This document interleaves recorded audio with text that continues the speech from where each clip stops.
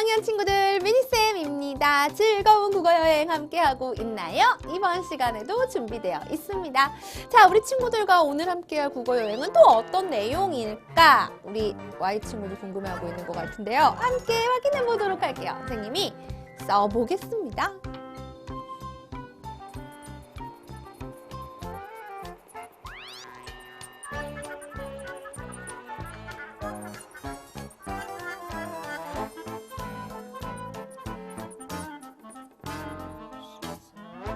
자, 다 썼습니다. 우리 친구들과 함께 확인을 해봐야겠죠? 짠짠짠짠짠짠짠짠. 짠! 인물의 마음을 상상하며 이야기를 읽을 수 있습니다. 자, 인물의 마음을 상상하며 이 부분에서 인물의 마음은 무엇일까? 이렇게 퐁퐁퐁 떠올려 보면서 이야기를 읽고 그와 같은 인물의 마음이 잘 느껴질 수 있도록 실감나게 이야기를 읽어볼 겁니다. 자, 이렇게 인물의 마음도 상상해보고 또 실감나게 이야기를 읽다 보면 이 이야기 정말 재밌는데요? 이 이야기 정말 감동적인데요? 하는 여러분의 생각이나 느낌이 떠오르겠죠? 퐁퐁퐁 떠오른 우리의 생각이나 느낌 글로 예쁘게 적어보도록 하겠습니다. 자, 선생님은 준비됐어요? 우리 친구들 준비됐나요? 그렇다면 오늘의 국어여행 출발합니다. 짜잔! 개념 1입니다. 2 아니에요. 1입니다. 자, 개념 1에서는 이야기를 읽고 인물의 마음을 짐작해 보겠습니다. 자, 인물의 마음을 짐작하기 위해선 우리가 무엇을 알아야 하는 걸까요? 친구들 어려울 것 같아요. 왜? 마음은 눈에 안 보이니까. 그런데 하나도 어렵지 않아요. 자, 가장 먼저 짜잔! 이야기의 상황을 살펴보세요. 지금 이야기가 어떤 내용으로 이어지고 있는가를 살펴보면 마음을 짐작할 수 있는데요. 나 볼까요? 아저씨가 딸기를 독차지해 동네 사람들이 딸기를 먹지 못하게 됐대요. 자, 그러면 여기서 우리가 짐작해 볼 수 있는 동네 사람들의 마음 어떨까요? 아직 정확하게 이거다라고 알 수는 없지만 어쨌든 아저씨 때문에 딸기를 먹지 못하게 돼서 좀 별로 기분이 좋지 않을 것 같은데? 마음이 별로 안 좋을 것 같은데? 약간 짐작이 되죠. 자, 이번에는 짜잔! 인물의 말이나 행동을 살펴볼 거예요. 왜냐하면 인물의 말이나 행동에는 그 인물의 마음이 담겨 있거든요. 예를 들어 선생님이 지금 이런 행동을 했어요. 어떤 마음일까요? 뭔지 모르지만 뭐가 되게 마음에 안 들어. 그래서 아니야 라는 거 마음에 들지 않아 라는 마음 짐작해 볼 수 있잖아요. 이렇게 말이나 행동 속에서 마음을 알 수 있는데 이야기해 보니까 돼지 같으니라고 욕심쟁이 어쩌면 저렇게 자기 생각만 할까? 이게 바로 동네 사람들이 아저씨를 보고 한 말이에요. 그렇다면 동네 사람들은 아저씨를 욕심쟁이라고 생각하고 돼지 같다고 생각하고 자기밖에 모른다고 생각하는 거죠? 별로 아저씨를 좋게 여기지 않는 것 같은데? 그래요, 다 했습니다. 자, 그렇다면 마지막 짜잔! 동네 사람들의 마음은 어떠하다? 앞에서 나온 상황이나 말이나 행동을 쭉 살펴보니까 아저씨가 딸기를 모두 가져가서 미워하는 마음 너무해! 미워! 라는 마음을 알 수가 있습니다. 자, 그럼 여기서 역시 이 선생님! 왜 꼭 인물의 마음을 알아야 하는 거죠? 인물의 마음을 짐작해보면 등장하는 인물에 대해서 더 잘 알 수 있고 이야기의 내용을 더 깊이 있게 잘 이해할 수 있기 때문이에요. 인물의 마음 짐작하기, 이야기의 상황, 인물의 말이나 행동 살펴본다. 알아두기 바랍니다. 개념 2로 왔습니다. 개념 2의 내용은요. 인물의 마음에 어울리는 목소리로 이야기 읽기예요. 이야기를 읽을 때 그냥 국어책이니까 국어책스럽게 제발 도와주세요.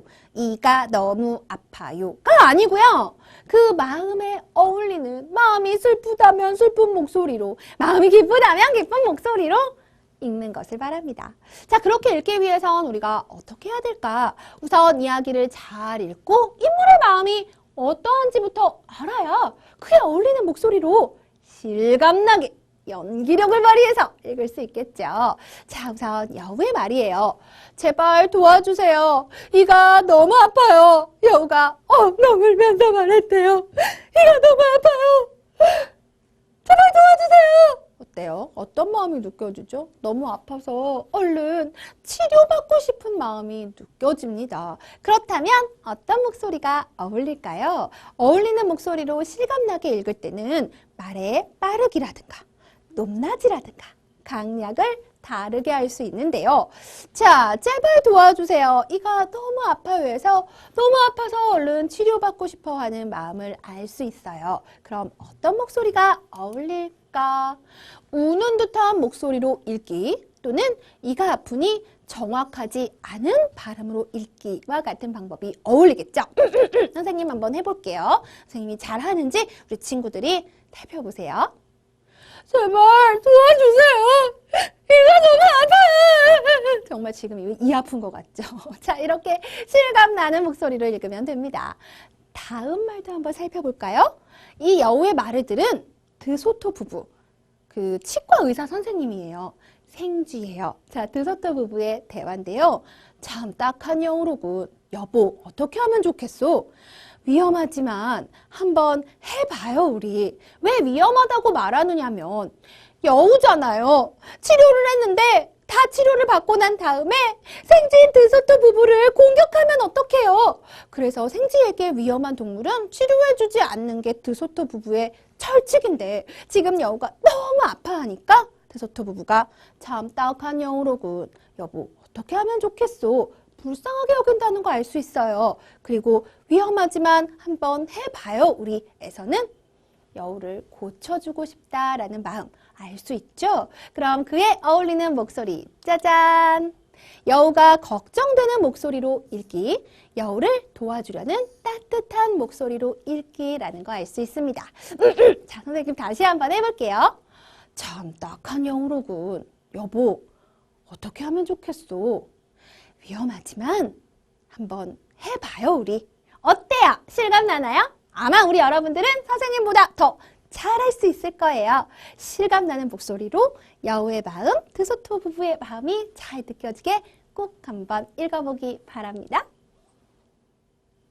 개념 3입니다. 세 번째 개념에서는요, 이야기에 대한 생각과 느낌을 글로 써볼게요.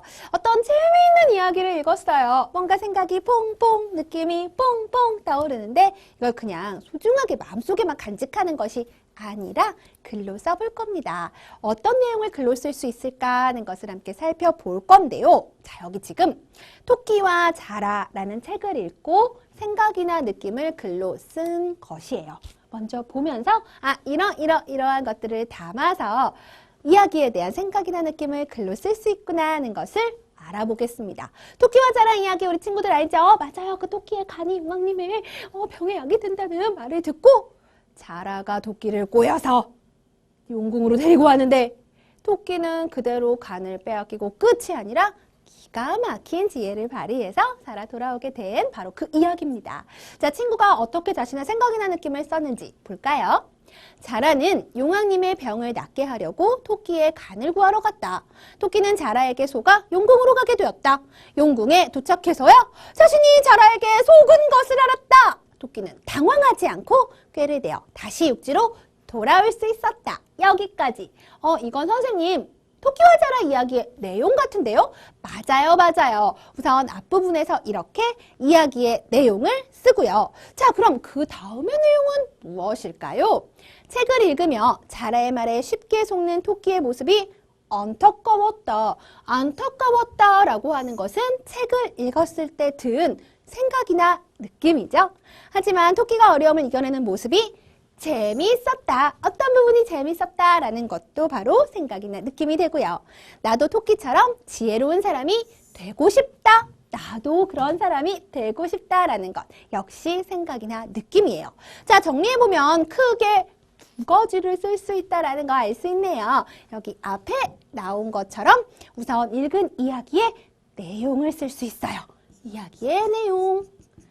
이야기의 내용 들어가야 하고요. 우리 친구들 네모칸 따라 써주세요. 자, 그리고 여기 아래처럼 토끼의 모습이 안타까웠다. 등장하는 인물에 대한 생각이나 느낌.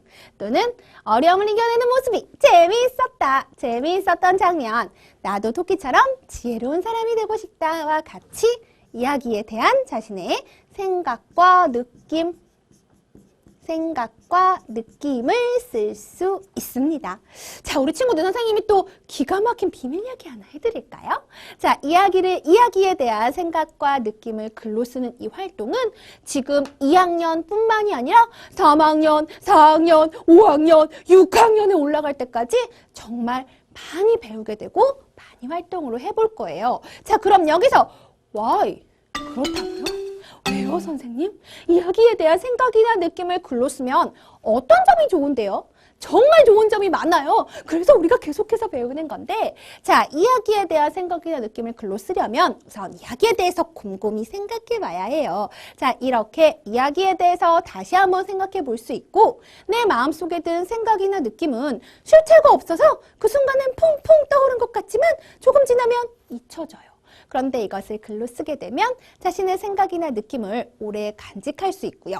그렇기 때문에 이야기의 내용도 좀 더 오랫동안 기억할 수 있고, 또 내가 글로 쓴 것을 가지고 여기 내가 토끼와 자라를 읽고 생각 느낌 썼는데 한번 읽어볼래? 하고 다른 사람들과 나누어 볼 수도 있습니다. 아, 이렇게 정말 좋은 점이 많구나. 앞으로는 이야기를 읽고 든 생각이나 느낌 간단하게라도 적어보면서 이야기를 읽고 생각이나 느낌을 글로 썼을 때의 좋은 점 우리 친구들도 많이 누려보기 바랍니다.